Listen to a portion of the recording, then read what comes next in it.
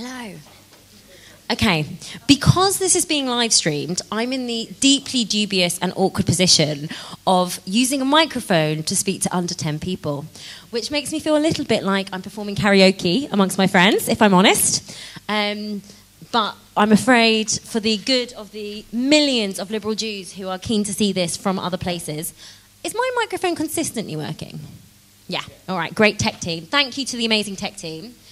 And I'm just going to carry on as if I'm doing karaoke, and hopefully it will be almost as fun as. So, thank you for coming to this. It's really exciting because there has been a group of leaders across LJ that are beginning to think about what might a national strategy for justice be. And this is a really exciting moment for us to kind of test this with a slightly bigger group of people who are outside it and thinking about it. And it's very lovely to have you here.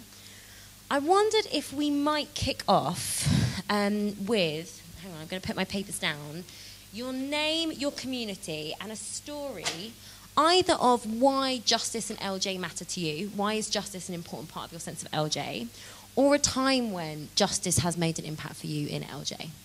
So I'm going to give everyone a moment to think about it as I hunt for a pen. It's a very strange experience being on mic whilst doing this. My bag is always a graveyard for pens, alas.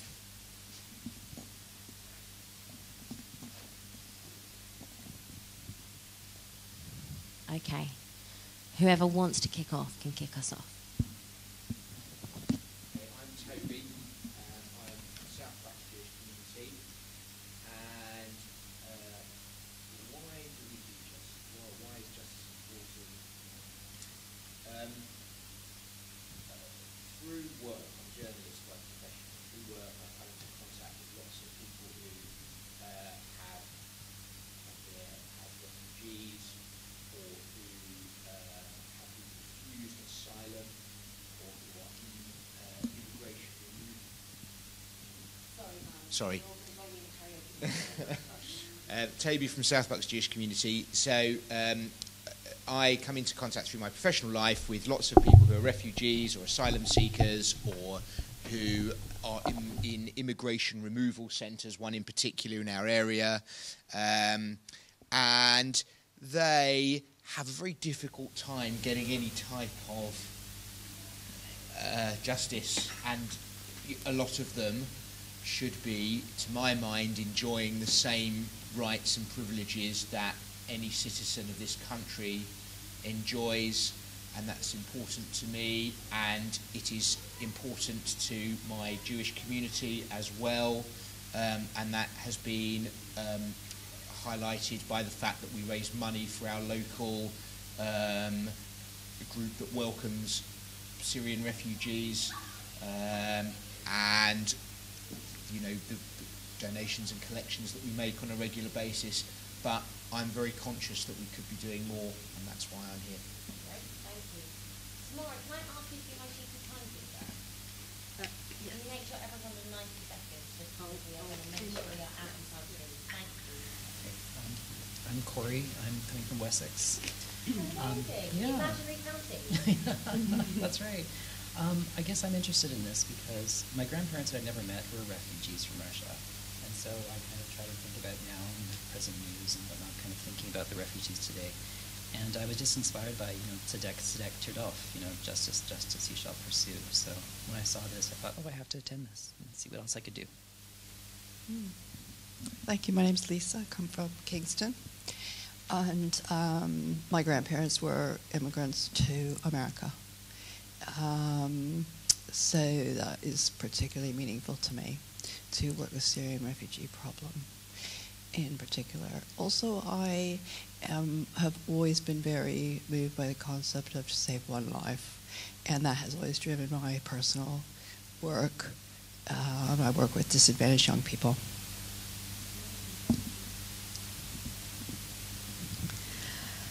I'm Sandra. I'm also from Kingston Liberal Synagogue.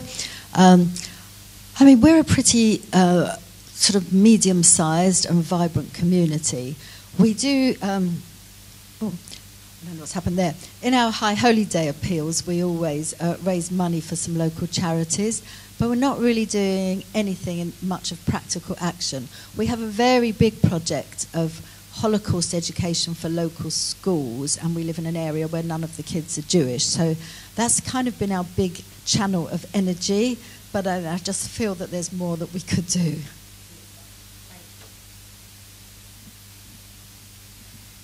I'm Shannon, and hold it closer. Okay, I'm a little scared of it. I don't think it's working. Oh, now it is. Okay. Yeah, my name is Shannon. I'm from the York community, and our community is doing some things for an organization that feeds people in the city of York, and we have helped one family in seeking asylum in the UK, but I think I'm interested in doing more, especially as I am an immigrant myself to this country, and I have all the privileges, but it's still a terrifying experience, and I have so much more empathy for migrants, and also as an American, feeling so distraught about what's going on in the States. So I just feel like I really need to do more.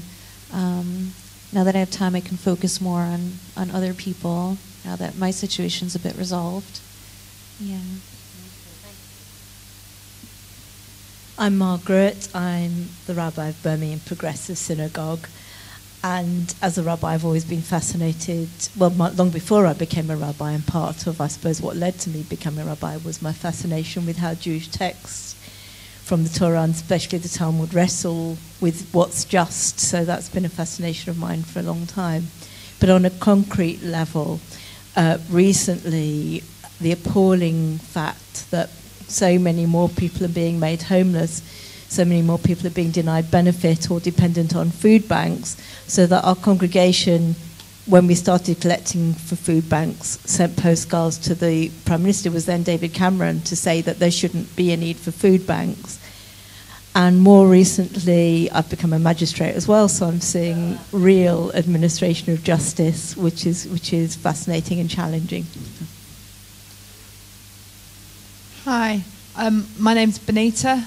I'm from Birmingham Progressive Synagogue.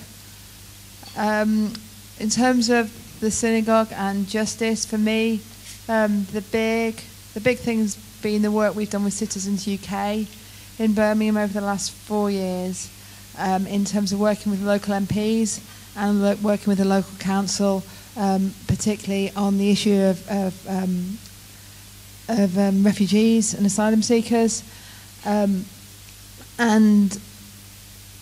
being in a position where we've worked with cross-community, with schools, trade unions, universities, and other faith communities across Birmingham, in partnership with them to be able to put pressure on those people with power and to be able to move things forward. So there's a commitment for the council to rehouse 500 Syrians in Birmingham. That's been an amazing journey for me, and an amazing journey for the synagogue and for the city, and it's also helped me redefine my family, look at my family in a different way and go, yeah, my mum was a refugee, she didn't just turn up in this country, and look at things in a slightly different way. Yes. Hi, I should time myself. My name's Tamara Joseph. I'm a member of Finchley Progressive Synagogue, and I'm also the social justice worker with Liberal Judaism. My background is that I grew up, I wasn't raised as Jewish. My father is ethnically Jewish, but I was raised up as a humanist, individualist, very sceptical of organised religion in any form. And I ended up, for various reasons, I ended up as a trade unionist. And it was trade unionism for me that made me see the importance of engaging with and respecting your traditions, participating in collective ethical behaviour, and seeing the value and the beauty in the meaning that we make together rather than individually. So I sometimes joke that service is nearly as good as a really good trade union meeting, where people are coming together on a regular basis to think about how we stand up for our belief in the essential dignity and value of every individual human being. And for me, that's what a good trade union does, and it's what a synagogue ought to be doing at its best. And it's the reason that I became a Jew as an adult, and it's the reason that I'm a synagogue member. And for me, liberal Judaism is about that idea that if our Judaism is not making us have a good effect in the world, then it's not for anything. So for me, without justice, there's no Judaism. Lovely. Tamara once announced in the training that she joined a synagogue because she was really looking for a new trade union shop, which I thought was a great sentence. So Tamara and I are working together on liberal Judaism and social justice. I've been in post 5 years, and for me, that journey also came from early years of growing up in the progressive movement, where I went to my lovely youth movement, and they taught us that being a Jew was not just about whether you kept kosher or you prayed. It was about, did you treat people as if they're created in the image of God? Do you partner in the repair of the world? And we were really good at talking the talk.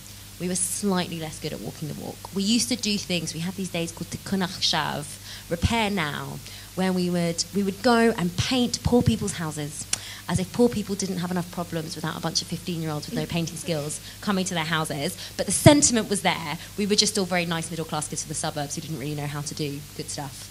And I went from university to working for the United Nations and fell into organising completely by fluke. I went to someone's house for dinner. They said they were an organiser. I tried to find a polite way of saying, what's that? That's not a real answer. And they took me to my first example of like religious communities taking action, because it was a group of banks. It was pre-financial crash. The banks had given out very high interest loans to very poor communities. People were really struggling to pay it back. And the people tended to be members of churches, and the churches had realised. And so the churches got together and they wrote a letter to the bank to say, our people are really having a hard time with your incredibly high interest rate loans. Anyone want to guess what happened?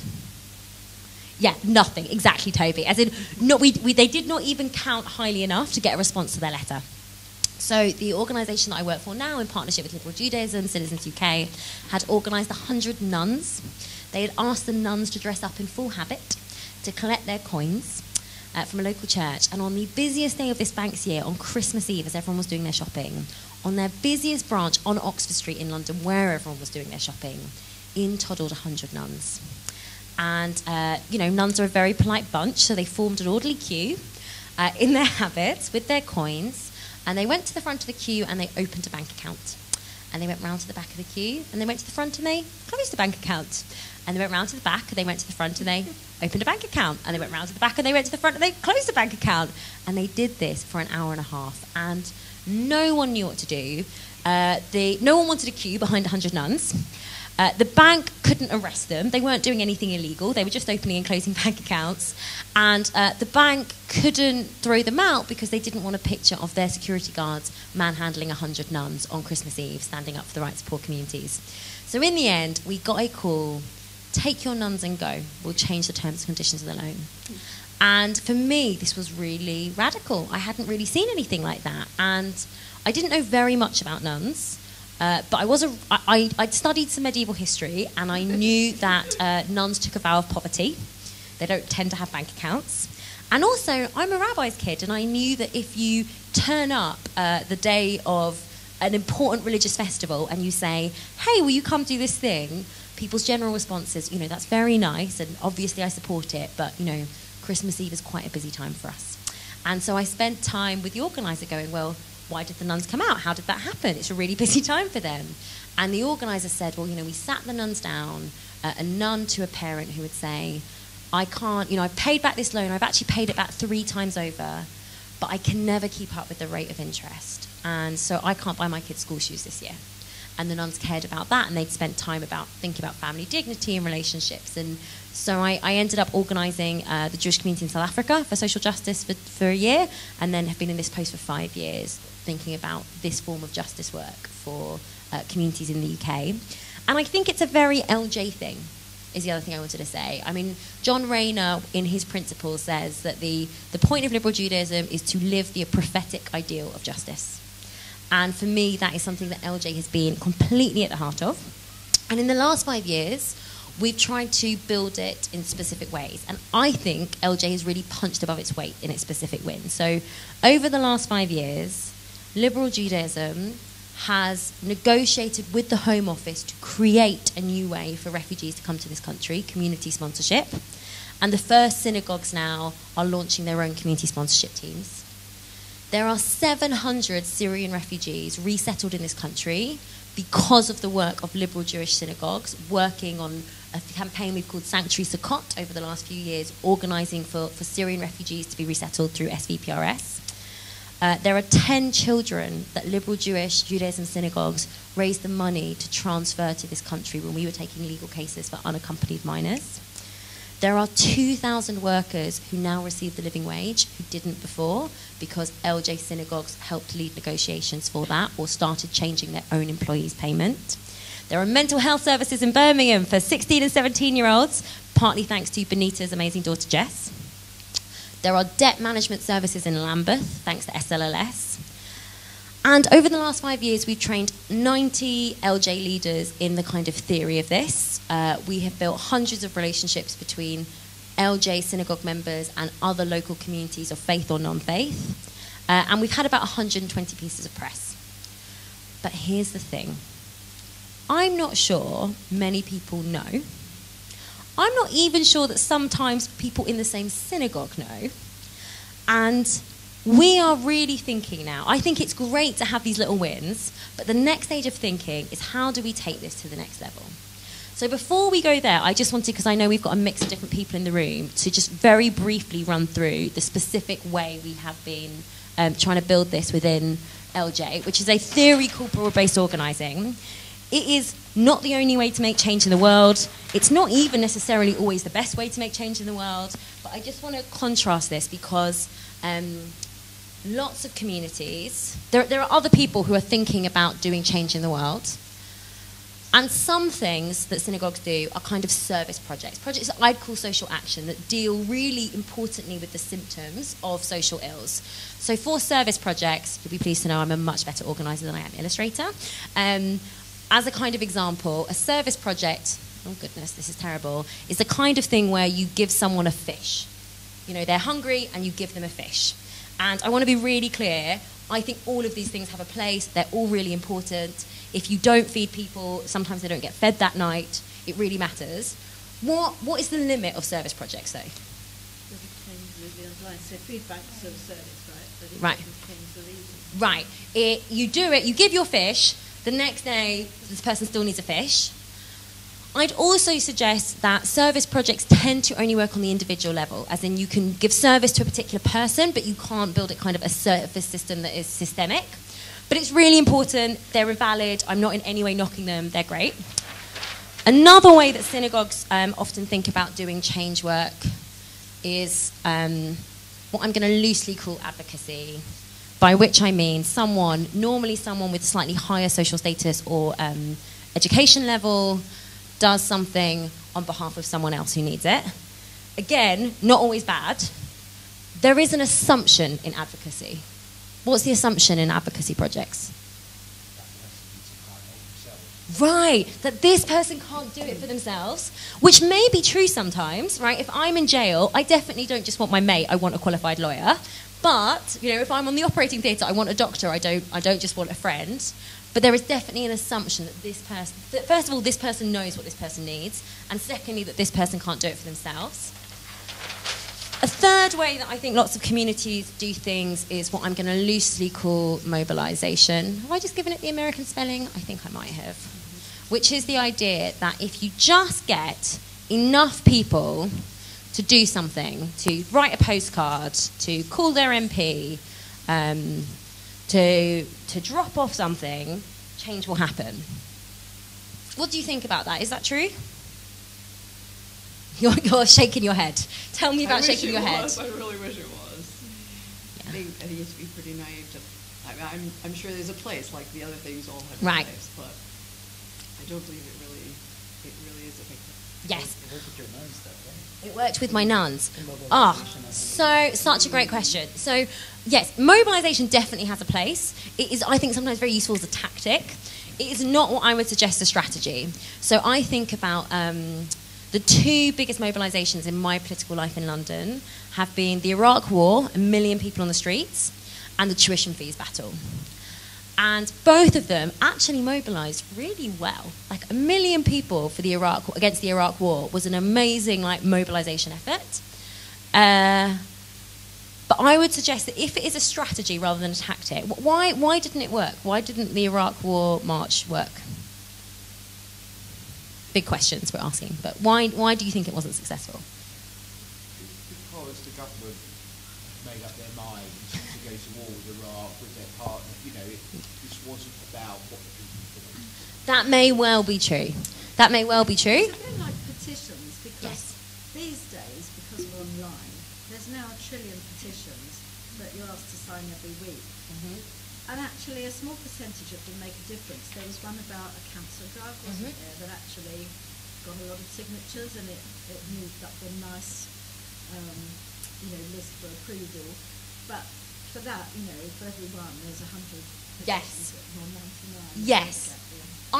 There's a couple of things I would say about mobilisation as a tactic. The first is, it's very impressive to turn out 1 million people, but if the government know that you, or whatever target know that you can't reassemble that 1 million people, that they don't know each other, they can't reassemble again, it's quite easy to ignore them. The second is Sandra's point, which I think is really true, which is it's almost action fatigue. There's nothing innately bad about it, but a lot of organisations have learnt how to deal with them. We have learnt ways of ignoring them. And ideally in good actions, we stop people from being able to ignore it, a bit like the nuns.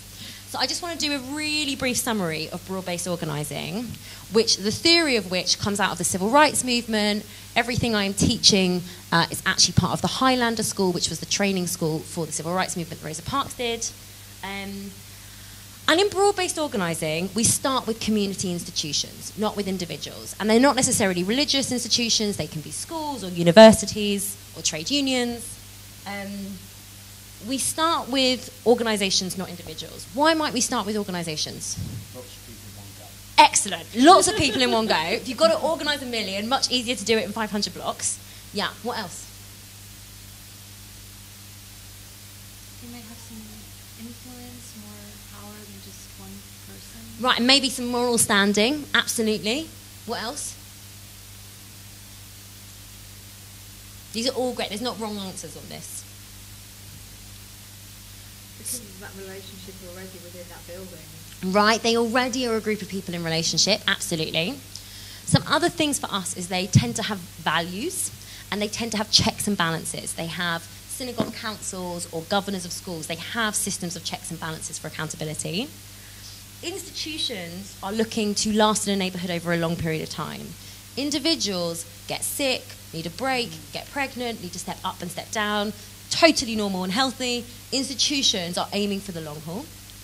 And we ask them to do two things. The first is we ask them to put in money, and we're quite shameless about this. And the reason for us about putting in money, well, why do you think we ask communities to put in money?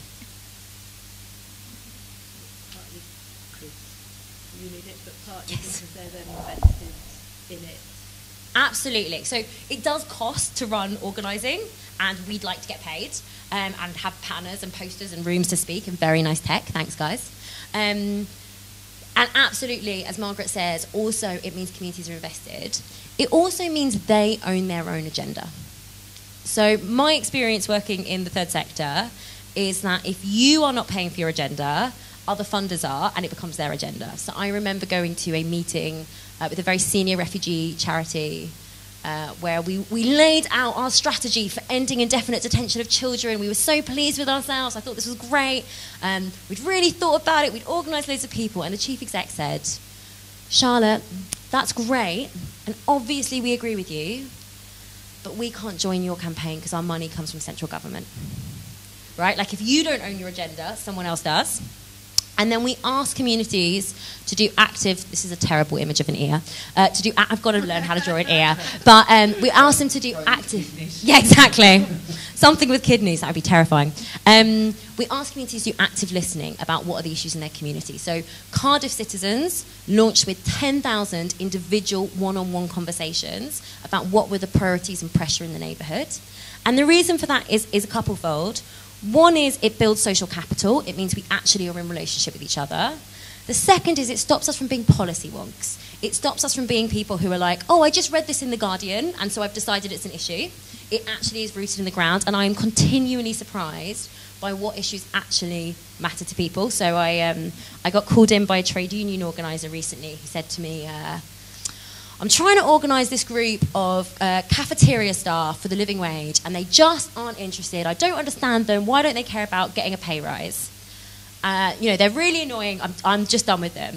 And I said, well, why don't you bring me along and I can meet them. We'll see what's going on. And when I met the cafeteria staff, they work in a big school, and they see themselves as responsible for providing the nutrition and nurture for their students to get through the day. And recently, their boss has decided to make them key card in to check their timing. And they feel so disrespected.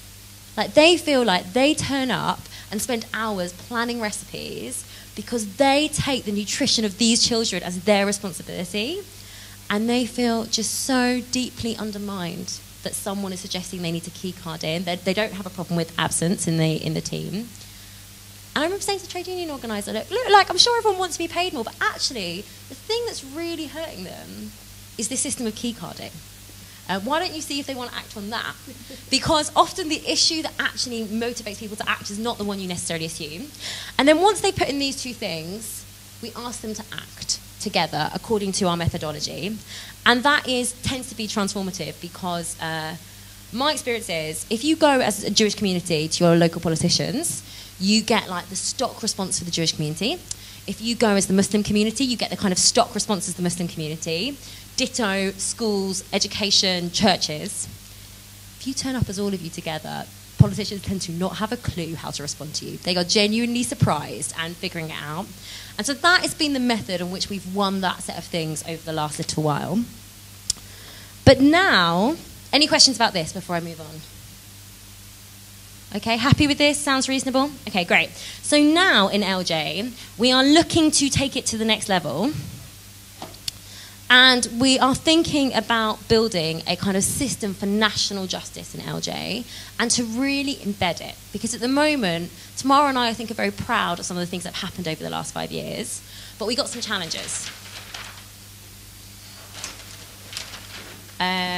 Gosh, I've gone through lots of paper. Here's what we think of our challenges at the moment. The first is there are some excellent synagogues doing excellent work, but they tend to be quite isolated. It tends to be a couple of people in the synagogue doing it. Other synagogues in LJ don't necessarily know it's happening. There's not a system at the moment where you can say, oh, I'm Kingston Synagogue and we ran Sanctuary Sukkot back in 2015, so we can help train Lincoln Synagogue about how to do that. We think there is a need for coordinated action across the movement if we want to be serious about having truly national impact. So at the moment, most of the communities that have been doing stuff locally in their broad-based alliance, which is brilliant and fantastic, and we're not trying to minimise that, but we want to ideally be able to take national action on things that matter nationally as well, because we're a national movement. And the third thing is about developing a culture for justice. So what does it look like to create a culture of training and change, something that isn't just top-down but built from the grassroots up, that secures consistent support from the leadership of the movement and results in there being a kind of normative experience where this is what LJ synagogues can do. So I think about this a little bit like services. We don't assume anyone is born able to learn from Torah. And every synagogue runs services and education. And my dream is that in 10 years, it is as normal for synagogues to be running. Every LJ synagogue will be like, yeah, of course we do services, of course we do education, of course we do justice. But that stuff doesn't happen unless you're making a plan for it to happen. So, well, the big thing we're doing is we're building a team, and we have a rabbi from the US who's looked at building this in the US, coming over in the autumn, hopefully, to spend some time with the team to think about this. This was the US priorities when they were trying to build their justice movement. They wanted to be able to make real, measurable change to actual people's actual suffering. That is priority one. I know that sounds obvious. You'd be amazed how many religious justice projects do not do this. They wanted to use it as an opportunity to work across lines of difference, of faith, faith, class, and race. And they wanted to deepen their sense of what it meant to be a movement, to deepen the relationship within the movement, and to deepen our sense of what a movement can do. So, I'm going to thank Amelia Viney, who has made these. We're beginning. Amelia Viney's not here, but if she's on live stream. Sorry. Oh, no, nightmare. Thank you so much. Sorry, they're very slippery because they're all inky. Oh my goodness, they're slippery. This is the beginning of Amelia Viney, who is the outgoing Bono officer for social justice and someone who spent a year in America looking at LJ's sister movement, over there. This is her first draft. You'll see on one page it says, put in photo of exciting action. This is her first draft of where she would should begin Lily Montague Social Justice Task Force, of us beginning to think about it. And what we'd really like in this remaining half hour or so is if we can get into maybe groups of 2 to 3 to read it, and then I'm going to put some questions up on the board about what your reflections might be, and to basically begin discussing, does this seem like the right path? Where's your synagogue at in its capacity to do justice? And what support would you need from the national movement to move it further? So I'm going to put the questions up on the board. Is it okay to get into 2s and 3s to do some reading through? Is that all right? Okay. All right. I'm going to put down my mic, guys. Okay. Let's take 10 minutes in 2s and 3s. I'm going to put some group papers up here.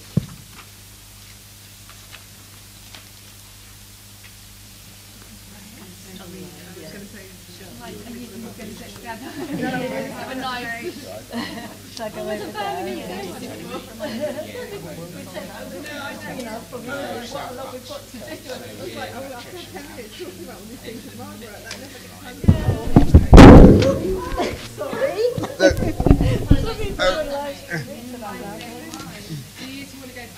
Hello.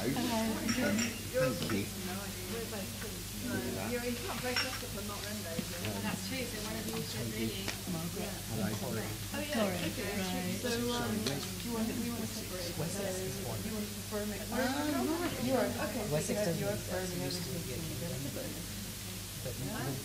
I'm not Baptist. I'm in Hampshire instead.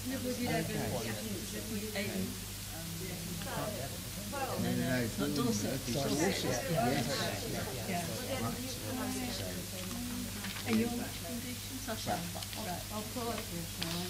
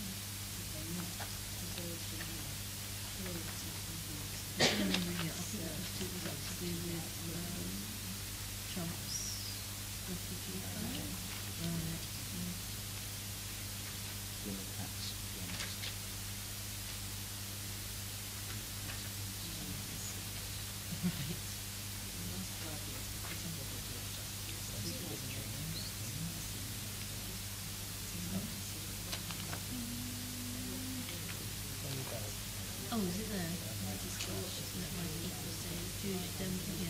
What says Dream Act now? So that's the dreamers. Dreamers were kids that were brought to the States when they were children by their parents, but they never naturalized, and therefore they don't have legal standing. Their parents were teachers and great channels. They Aliens. Yeah, we got some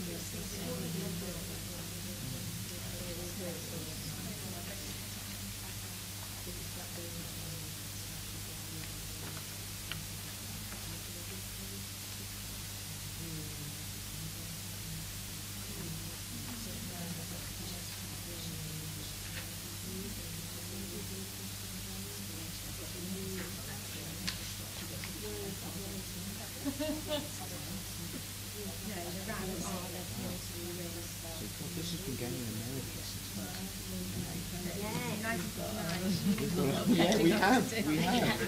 We make it Charlotte, what was wondering what DACA protest is? It's the DACA protest, which is a protest against children who were born outside the US, but who came to the US, who were taken to the US by their parents, often without legal status. And under President Obama, so they spent their whole life in the US, but they were not born there. And they were not committed any crimes and they were taken as children. Under President Obama, they were basically their status was transferred. They were allowed to stay. Under President Trump, when that ran out, there have been mass deportations of now young adults who have lived their entire life in the US but don't have citizenship or any legal status. And they call themselves dreamers. And basically, when they started doing these mass deportations, there have been people who say, I'm not a Mexican citizen, I've never lived in Mexico since I was 2 months old, I don't speak Spanish, I live my whole life in the US, but I'm actually not, my status is not regularised. They go to school. They've gone to school, exactly, and often they go through school in the shadows, and then when they get to university, they can't register for university because they don't have legal paperwork. Or, for example, there was a big thing a couple of years ago, the state of California decided to stop looking at your immigration status to issue a driver's license because what was happening was that driver's license can actually could regularize that system. Basically, when this generation of people start getting deported, 100 Jews went to Capitol Hill, including the leaders of the Justice Arm LJ wing, and who got arrested to defend this. And basically, they started doing something called sanctuary synagogues, when synagogues would literally become the home. When they knew there were deportation raids, synagogues would say, we are a place of sanctuary, and we are hiding people. You know, short, break down silly old laws and advice that you're not passionate about. So there's been a big movement of people who have American accents often, I only know America, came as children, but I'm not. I don't know Where are? That's a great question. Can you Google it? I don't know the answer. So, you know, there could be tens of thousands. Oh, it's huge, and it's obviously also, their parents often came over as migrant labour that the US actually did and deliberately turned a blind eye to make sure they were there.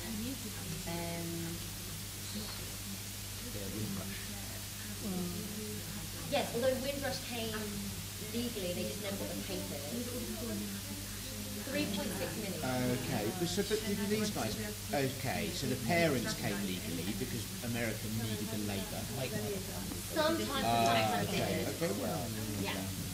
Or sometimes they would parents come. came on forest visas or work for the years, but never got their child citizenship and never had eligibility. A bit like in the 1980s, what happened in England under Thatcher, where even if you were born in the UK, there was like 9 years where children born to non-British parents in the UK were not officially given British citizenship, were disproportionately black, and those children who were born in Britain but only lived in Britain, grew up in British schools, had a like hard, painful shock from PhD and the question over that they never got citizenship, so they had to have their status raised. So yeah, they often are not, their parents do not necessarily come here legally, some haven't, but they've also spent their whole lives here, and they came, that's the generation that came from the village, they did not come by themselves, they did not choose. Well, you get asylum seekers as well coming as children and then they Yes, absolutely. Yeah. And interestingly, in the UK, it's often university finance the first time people realise they don't have to they apply for university finance and they realise they don't. Yes, really pivotal shock. And often parents don't tell their children who don't have status, partly to not freak them out, but partly to make sure that they're not telling anyone else that they're on status. So you can be registered in school, you can be registered with GP, you can do all those things, and it's actually quite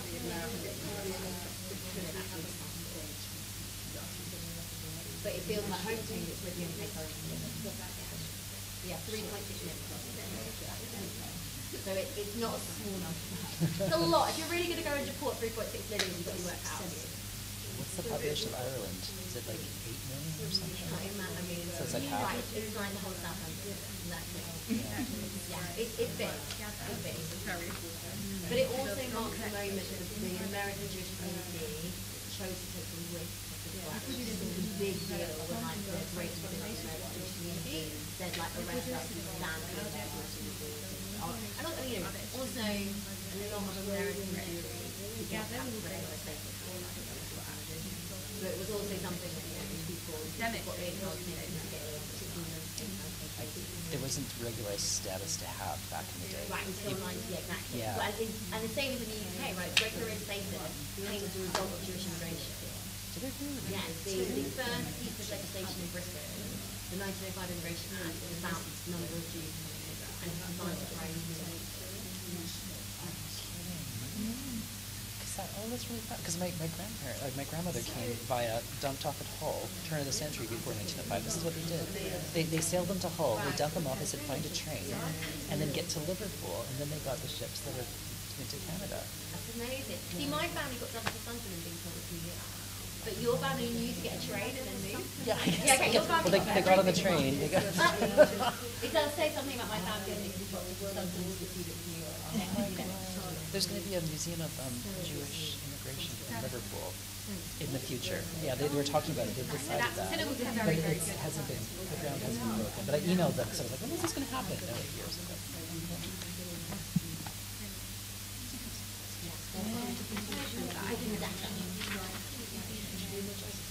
Well, you're just a very small You read money.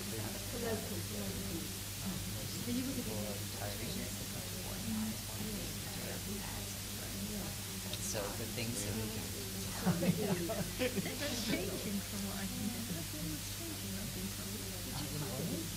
I'm the youngest member. I'm surprised. You're 73. Yes, with amazing skin. Yeah.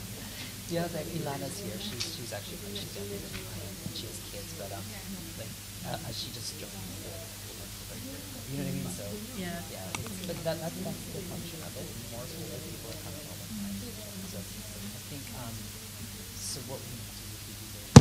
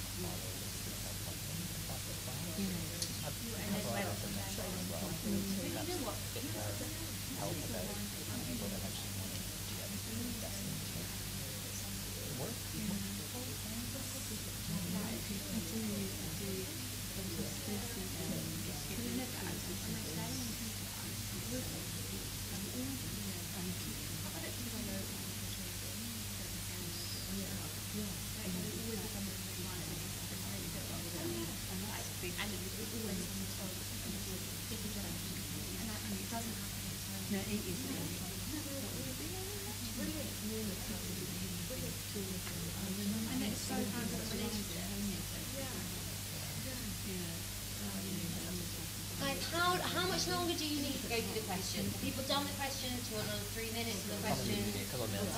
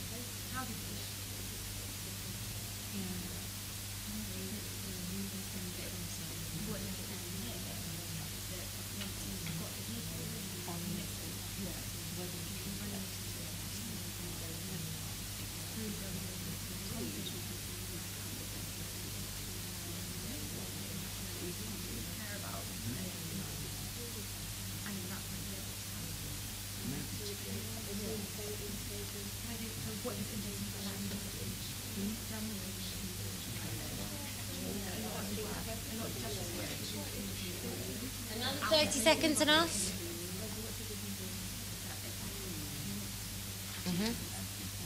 Great. Should we invite people to ask about it? Or? Do you know what I mean? There's a difference. If I don't do it, will you say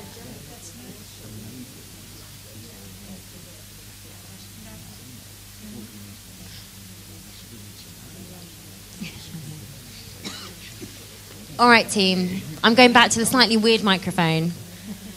Okay, before we go into the specific questions, any initial reflections on Amelia's beautiful pack? is half written. There are stages where it says there should be a photo and there's not. But what are your initial reflections? Does it feel LJ? Well, can I just say, I'm Yeah. so thrilled about Lily Montague's. Yeah! Oh, yay! I'm thrilled too. Do you want to say anything about why you're thrilled particularly? Yeah, because she encouraged my dad to be a rabbi. She blessed me. But I don't remember her, but she blessed me. And she's such an inspiration in the way she was such a pioneer of both liberal Judaism and social justice. Yes. And everything that she says is so relevant today. Yes. It's incredible. Like, in some respects, it's sad because things haven't changed. But I did a presentation on liberal or progressive Judaism and equal pay, and I took a massive chunk of the book that Lily Montague had written, and it's really, it's bad that the shit that she was saying in 1902 hasn't developed 100 years on, but that's also amazing that her wisdom comes down to time. Yes. She even used the phrase living wage, which when the movement went living wage, it was like radical to me to know. Yeah, amazing.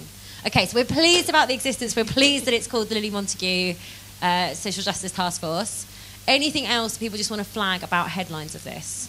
I think people will take unkindly to love food. Mm-hmm. It's a very immediate word. Mm-hmm. Task Force. Yeah, but I think... It's a kind of well-known phrase. Yeah. I don't think it But I implies think you infer that on English you did it justice force rather than task force. It needs to be always And task force I think together. that it needs to always be task force to take away that kind of... Yeah. Cool, thank you. Just on the text before we go on to the substance, just this page here, it's obvious to Amelia that this is an American model, but it's not obvious to anybody else. Yes. Because people see the RAC and they think they come and rescue you when you're car And aren't we all grateful? And also they think Union of Reform Judaism and they think it's the British Reform movement. So that just It needs to be flagged that it's the sister. That is helpful. Rabbi Sandra, who I'm teaching with next, are you here? Are you lurking just for fun? Or Cool, come join. Perfect. Those are all really helpful. Thank you. Anything else people want to say about the specific pack for the moment? Okay, should we go through the questions?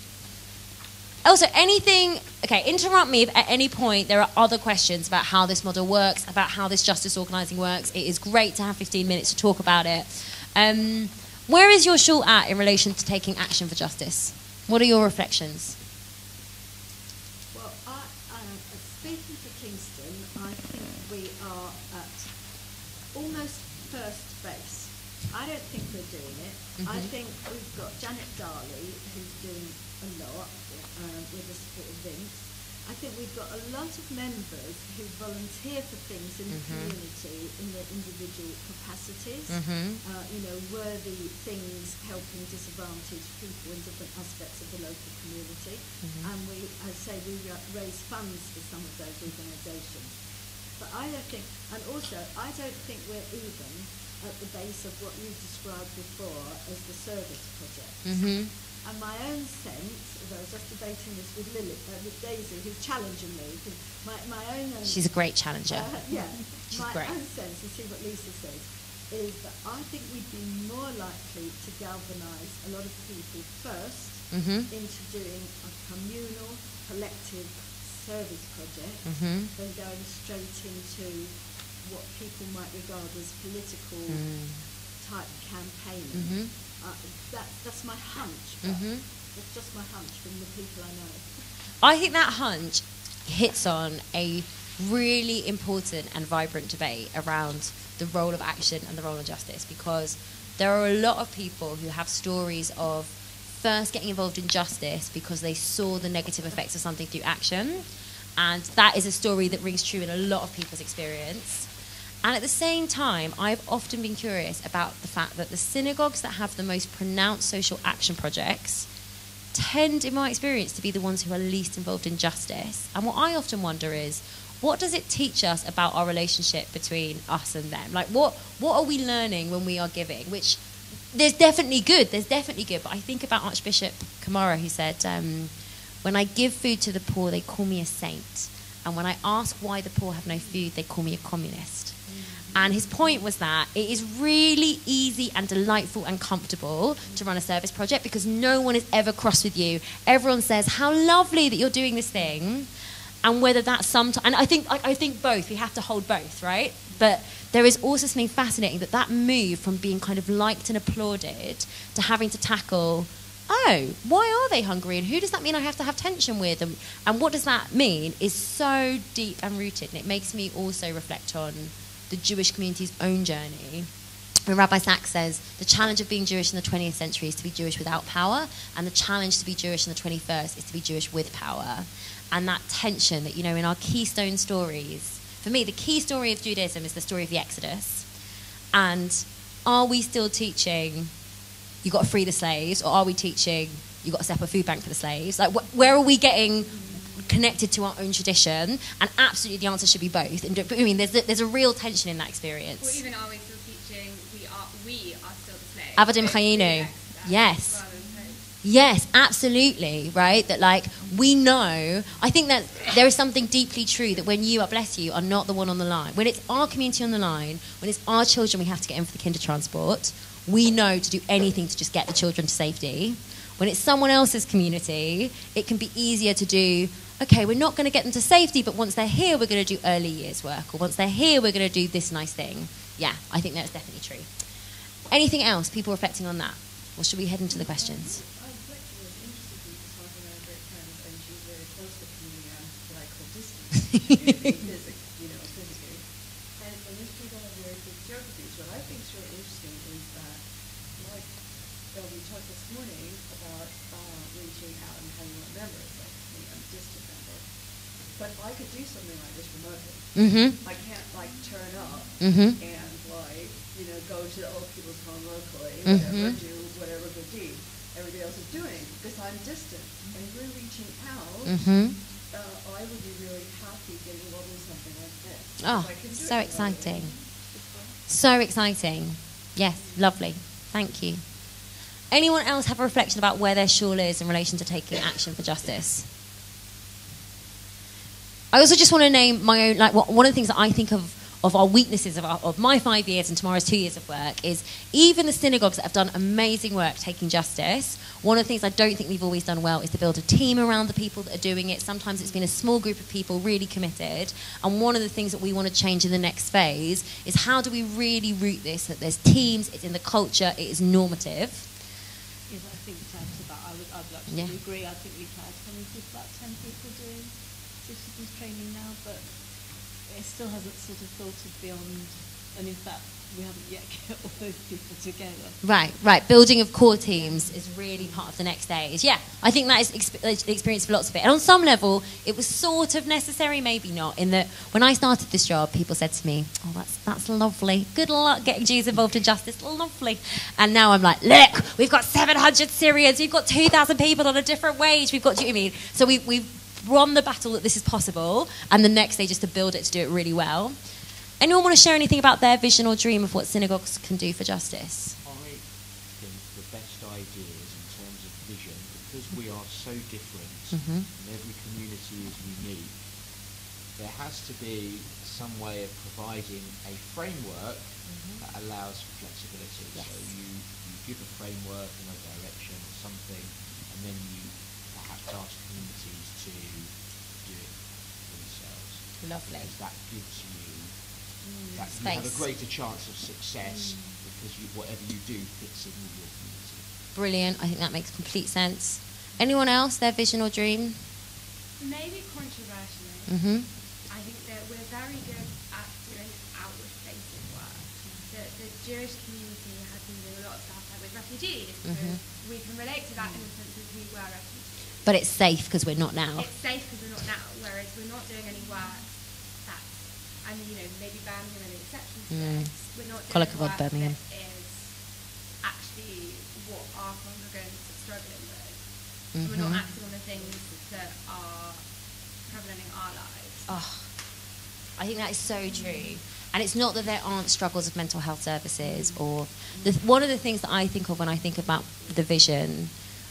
So I'm the oldest of three, and there's massive age gaps between me and my brothers. So my youngest brother is 14, which is almost 2 decades younger than me. And when he was 2, he got very sick with cancer. And my synagogue were amazing in that they baked lasagna and they dropped around and they checked on my siblings. Like, they really could not have done more gemilet chesed. Like, they could not have done more acts of loving kindness. But the situation in our local hospital was that if you were on paediatric oncology, there was a video on every kid's bed so that you could watch something on the television and distract your kid from chemo. But the fast forward rewinder, what do you call them? Remote, thank you, of everyone's bed was for some reason programmed to the same frequency. So if you rewound your kid's bed, your kid's Peppa Pig, you ended up interrupting everyone else on the ward's video. And as a result, parents didn't want to upset the kid on the bed next to them. And it was just this extremely stressful experience. There also weren't beds for adults to sleep over. So paediatric oncology at night was just like adults sleeping between the beds. And this is in no way a criticism of my synagogue, which was just a wonderful, kind place. But we didn't have the imagination that one of the ways people could have cared for my family, and my family didn't have the imagination for it either. It wasn't that we wanted this and we got let down. That actually the synagogue had a role to say, what's the suffering that happens at our local hospital? What are the things that could be made better for that? Do you know what I mean? What are the ways that, cancer you can't stop, but like the systems around it, how can we make them well? And one of the things I think about in synagogues a lot is around mental health. Like, you can't necessarily stop people having struggles with mental health, but you sure can stop a 9-month waiting list to access services. Do you know what I mean? That is a matter of political negotiation or money. And those kinds of spaces of, can we imagine that our synagogue might be relevant, not just to provide lasagna, but to be providing concrete solutions for us, is one of the things that I hold really strongly on it. And that's what our community is doing with mental health. They're providing lasagnas of, well, let's talk about it to get rid of the stigma, that they see talking about something as taking action when it's not. Yeah. And another issue that affects our congregants, which is equally hidden, I think, to mental health, is disability benefits and unemployment benefits. Absolutely. And people don't admit that sort of thing. Right. And debt, and how much does it cost to live a life, and housing in London, absolutely. Anyone have any thoughts about what you'd need for the national movement to get to? So you've said a framework is very helpful, Toby, which is very helpful for us. And some cheerleaders. Yeah, I agree. Has everyone seen the massive posters we put up about justice stories around? If you haven't seen, Birmingham are on it, Finchley are on it, Kingston are on it. We've put posters up to try and cheerlead. But yes, cheerleaders from the communities. What's that? We've put up massive posters under the Jewish story around Biennial of the stories of success of justice work. So, your eyes, but they're good, they're funny. Some of them have like nice pictures. They're worth it. Anything else that anyone wants to flag for that one? Relationships with the national movement. Yeah, there's got to be sense, hasn't there, that no one is feeling alone in this. Yes. And, that your community. A buddying system might be too formal, but how do we share that? I'll talk to some, it's great with, it's got a relationship with you, everything else is like, why don't you talk to so-and-so, they've said that before, but actually making that part of really explicitly part of the offer and part of the expectation. Yes, I think that's a great idea. Then you could have someone who was like very good at building core teams, being like a go-to person to give advice on core teams, or Daisy, who was literally by my side as we were building the Finchley action, could probably tell you everything about the Finchley refugees action that the world knows. You know what I mean? Like having people that are really thinking about that. And so, following on from that point, someone in a community who's the go-to person in the community or couple. Lovely. Even like support in the sense of like even like a tech support in the sense of like if you want to do some sort of thing, but you can we need to have a web page. Can you do that, or who can host it? Or we're trying to make a charity. Is there a lawyer we can talk to? Can help facilitate that so we can know that what we're doing is legit and that type of thing. Wonderful, thank you. Also emotional support. Yeah. Justice is hard. Yes. And that we can do that for each other. Yes. And to be really blunt, if justice isn't hard, if you win everything we ask for, then we're not asking for enough. Amen. Yes. So it's tough. Yeah. Challenge yourself. Sandra. But also, because it is a thing quite political, right? but then you need someone to help you get people in expenses and figuring out who you know too. Yes. Internationally has that kind of expertise or you Mhm. whether Julian is the right person to tell you who to talk to. Yes. LJ LJ LinkedIn. The power analysis by LJ of politicians. For personal appetite, no one has to say anything. If you think, yeah, I'm really interested in this and I'm interested in the conversation, I want to progress, please come and speak to tomorrow. It's all right if I leave you here as the person to do that with, just because I'm running to another session with Sandra. But please do. Like, we are interested in partners on this. I wanted to kind of flag some immediate next steps if people are interested. So for those of you who are involved in broad-based alliances, great, you've got your own sets of agendas as well. But there are two things that we are doing as an LJ Justice movement this Sukkot that people want to get involved in, they can. Tamara is running a session on community sponsorship, which is a new route for refugees to get to safety to the UK that LJ helped negotiate tomorrow, about how can you follow in SLLS's and I think now Kingston's footsteps and sponsor refugees. We're also running an anniversary set of actions around the kinder transport. In 1938, a few days after Kristallnacht, a delegation of British Jews went to meet the Home Office Minister and asked for the creation of what became the kinder transport. And this November, on the 80th anniversary, we are bringing together the descendants of that delegation, 100 or so kinder and their descendants, LJ communities that are involved. The Prime Minister and the Home Minister have the date in their diary and said yes, but we know that that's always subject to change. And we are going to ask, as the kinder transport legacy, that Britain secures a legacy for unaccompanied child refugees now of 10,000 over 10 years. So if you're interested in that, there was a session on it this morning, but you can definitely also come speak to me about that as well. And the other obvious next step is our very exciting training, which is the same training as the civil rights movement. Tell us about it, Tamara. Well, so what I was going to don't get away with not having a microphone. Oh, I don't get away with not having a microphone. For anyone at home. Fair enough. So I guess part of the question for us is if justice is not an abstract principle. It's not the absence of something. It's not the absence of injustice. It's something that is fought for and won. It's a practice. It's an activity. So how do we ensure that our synagogues are equipped for taking action for justice because people actually know what that looks like and how to do it and have some set of skills or tools that enable them to figure out or enable us to figure out, you know, what are the issues that people are motivated to act on, and how do we find out what people in our synagogue care about enough to take action on it, and once we've figured that out, how do we know what it is that we can achieve and how we go about it? So we are interested in, first of all, teaching skills and tools, and second of all, in then developing individual leaders, but particularly building those relationships and those teams. So one of the things that we have been doing and that we'll continue to be doing is to deliver training that looks at some of the core concepts and tools of community organising and how you can use them to build teams and to take action for justice in your congregations, within your congregations, but also to engage more broadly with other institutions in your local area. So we are going to be running a new course, which is a one-day intensive. We've been doing 2-day trainings, but we're going to be running a one-day intensive on Sunday, the 22nd of July. So I've got flyers for it here. There will be other opportunities in the future, but I just wanted to make an immediate a pitch to people that if this is something that you think it would be useful for your synagogue to get a kind of practical sense of how do we go about doing this, then I would really recommend you think about seeing if you yourself can come on training, but more than that also if you can get a group of people to come on training, because while it's useful for the individual to understand this and know about it and think about it, what really makes a difference in your synagogues in terms of being able to develop a culture, develop a plan, take action, is having a group of people come together. So I've got flyers here for the training, which, as I say, is we've got the next one. It's a one-day intensive on Sunday, the 22nd of July in North London, and we'd love to have you come and join us for that.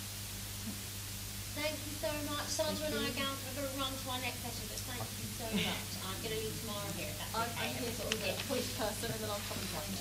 Thank you. Thanks. Thank you. Are you doing the relational I am. thing? I think Is this, sorry, is that your program? yeah, I'm going to grab that one.